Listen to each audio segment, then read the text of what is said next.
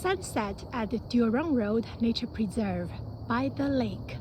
This lake has a lot of turtles kids love to come and see. You can also walk on the trails, or you can come here to fish or see fall foliage. It's a great park, have a lot of purposes. You can see the sunset on the tip of the tree.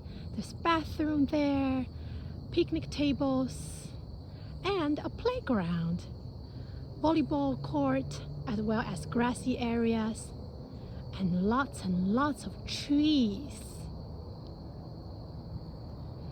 In total is around a 6-mile trail, lake trail, border trail, Secret Creek trail. Please enjoy.